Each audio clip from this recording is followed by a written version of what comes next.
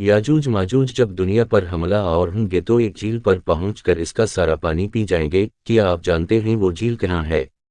जानकर आप पर हैरतों के पहाड़ टूट पड़ेंगे।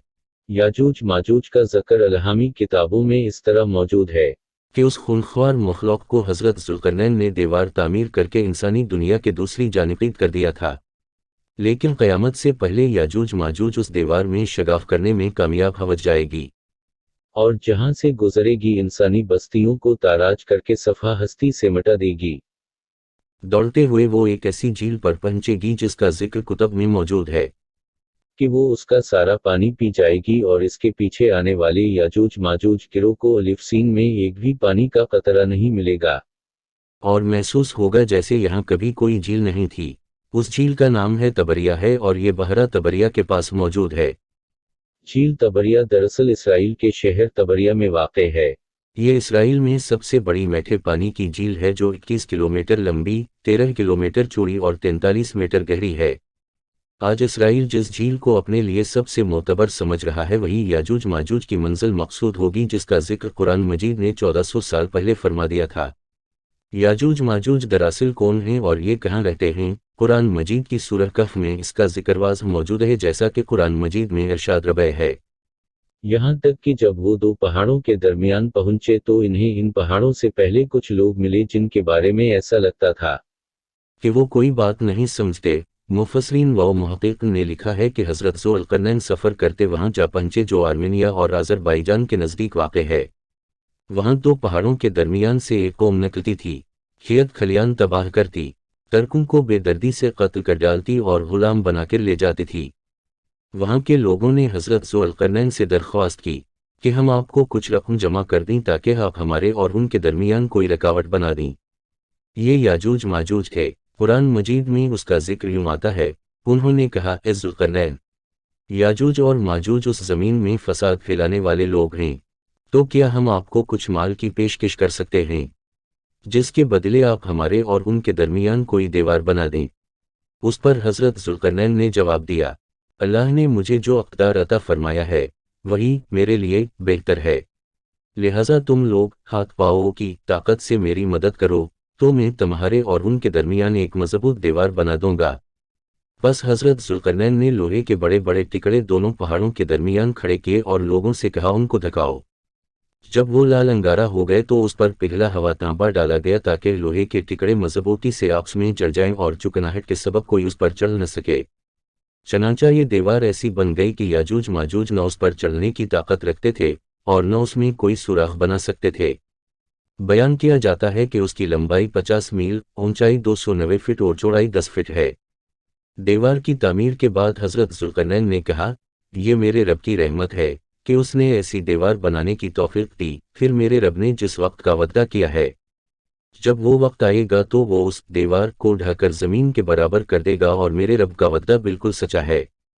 कुछ मौरखीन दीवार चीन को याजूज माजूज की दीवार करार देते हैं, जबकि ये मशरिक़ में वाक़े है, उसमें दरवाजे हैं जो कई मरतबा टूट भी चुकी है, जबकि कुरान ज़ुल्करनैन की बनाई हुई दीवार को शमाल-आम में बताता है जो एक ही मरतबा अल्लाह के हुक्म से गिरेगी।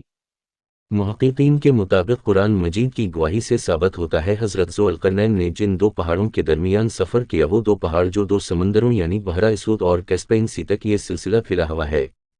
उस पहाड़ी सिलसिले में एक जगह बहुत ही बुलंद तरीन पहाड़ हैं जिनके दरमियान वो वाहिद रास्ता है जहां से आया जाया जा सकता है, मगर ये रास्ता मुकम्मल बर्फ से ढका हुआ है। उसके अंदर लोहा और धात मौजूद है। तारीख के मुताबिक याजूज माजूज हज़रत नवर के एक बेटे याफ्स की औलाद में से हैं जो खाना बदोश और वहशी कबाइल पर मुश्तमिल थी। उनकी तादाद में तेज़ी से इजाफा हुआ। हज़रत ज़ुल्करनैन के ज़माने तक मुख्तलिफ कबाइल, कौमों और आबादियों में फैल चुके थे। ये ज़रूरी नहीं कि याजूज माजूज की तमाम कौमें ज़ुल्करनैन के पीछे मशहूर हों, अलबत्ता कबाइल कत्ल व गारत गरी करने वाले और वहशी थे जिन्हें ज़ुल्करनैन के ज़रिए रोक दिए गए। रिवायात में आता है कि तब से अब तक याजूज माजूज उस कोशिश में लगे हुए हैं कि किस तरह दीवार को गिराकर बाकी दुनिया से जा मिलें। ये रोज़ दीवार को तोड़ते हैं, जब थोड़ा सा हिस्सा रह जाता है और सूरज गरूब होने लगता है तो उनका सरदार वापसी का हुक्म देता है कि बाकी का काम कल करेंगे, मगर अगले रोज़ दीवार कहीं ज़्यादा मजबूत हो चुकी होती है। جب یاجوج ماجوج کے خروج کا وقت آ پہنچے گا تو وہ تمام دن دیوار میں سوراخ کریں گے، اور ہر روز کی طرح ان کا سردار شام کو واپسی کا حکم دے گا اور کہے گا باقی کام کل کریں گے انشاءاللہ۔ اس سے پہلے کبھی انہوں نے یہ الفاظ استعمال نہ کیے۔ ان الفاظ کی برکت سے دوسرے روز دیوار کو ویسا ہی پائیں گے جیسا چھوڑ کر گئے تھے۔ انتہائی پر جوش ہو کر دیوار گرا دیں گے اور زمین پر پھیلتے چلے جائیں گے، جہاں سے گزریں گے تباہی پھیلائیں گے۔ مخلوق خدا کو اپنے شر و فساد کا نشانہ بنائیں گے۔ الف نون کا پھیلا گروہ جب بھاگتا ہوا جھیل تبریہ سے گزرے گا تو صحیح مسلم کے مطابق وہ سارا پانی پی جائیں گے۔ جب آخری گروہ وہاں پہنچے گا تو کہے گا کبھی یہاں پانی ہوا کرتا تھا۔ بحر تبریہ اسرائیل میں تازہ پانی کی سب سے بڑی جھیل ہے۔ اس کا ذکر طبری توانجیل میں بھی آیا ہے۔ حضرت عیسیٰ نے بڑا حصہ اسی جھیل کے ساحل پر گزارا۔ یہاں سے قتل و غارت کرتے ہوئے یاجوج ماجوج بیت المقدس تک پہنچیں گے اور اعلان کریں گے کہ زمین پر ہمارا قبضہ ہو چکا، اب ہم آسمانوں پر بھی قبضہ کریں گے اور آسمان کی طرف تیر پھینکیں گے۔ جو خون آلود واپس آئیں گے، کوئی ان کا مقابلہ نہ کر پائے گا۔ حضرت عیسیٰ اللہ کے حکم سے مسلمانوں کو لے کر کو طور پر پناہ لیں گے اور عام لوگ محفوظ مقامات پر بند ہو کر اپنی جانیں بچائیں گے۔ حضرت عیسیٰ اور تمام مسلمان مل کر اللہ سے دعا کریں گے۔ اللہ تعالیٰ ان کی گردنوں میں ایسا کیڑا پیدا کرے گا جو ان کی ہلاکت کا باعث بنے گا۔ پوری زمین ان کی لاشوں سے بھری ہوگی، پھر اللہ کے حکم سے بارش برسائی جائے گی جو زمین کو ان لاشوں سے پاک کر دے گی۔ یاجوج ماجوج کے نکلنے کا وقت ظہور مہدی پھر خروج دجال کے بعد ہوگا، جبکہ حضرت عیسیٰ نازل ہو کر دجال کو قتل کر چکے ہوں گے۔ ان کے نکلنے کی ایک علامت بحریہ تبریہ کے پانی کا تیزی سے کم ہونا بیان کیا جاتا ہے، جس کا حدیث مبارکہ میں ذکر موجود ہے۔